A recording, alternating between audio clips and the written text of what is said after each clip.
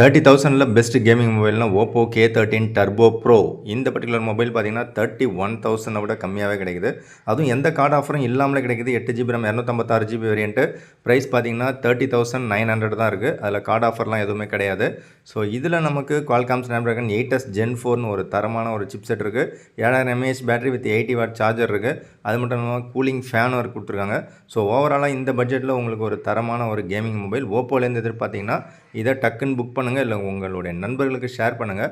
அடுத்ததாக பார்த்தீங்கன்னா K13 turbo, இதை எடுத்துக்கிட்டிங்கன்னா இதுவும் கார்டு ஆஃபர் இல்லாமலே ஆஃபர் கொடுக்குறாங்க. 8GB RAM 256GB வேரியன்ட்டு 25,800க்கு ஆஃபர் கொடுக்குறாங்க. ஸோ இந்த ப்ரைஸ் பாயிண்டில் கார்டு ஆஃபர் இல்லாமலே கிடைக்குது. இதுவும் சூப்பரான டீல் தான். Oppo K13 டர்போ இது நமக்கு MediaTek Dimensity 8450 அப்படிங்கிற சிப்செட்டில் ரன் ஆகுது.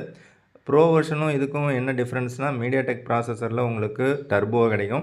Snapdragon 8s Gen 4ல் உங்களுக்கு டர்போ ப்ரோ கிடைக்கும். ஸோ ரெண்டு மொபைலுமே நல்ல மொபைல் தான். மற்ற ஸ்பெக் எல்லாமே பார்த்திங்கன்னா சிமிலராக தான் இருக்கும். ஸோ இதுலேயும் 7000 mAh battery with 80 watt charger. So price வந்து உங்களுக்கு கிட்டத்தட்ட ஒரு 6000 ரூபா கம்மியாக இருக்குது. ஸோ இந்த ரெண்டு மொபைலில் உங்களுக்கு எது பிடிக்குதோ கேமிங்க்கு டக்குன்னு ஒன்று செலக்ட் பண்ணுங்கள்.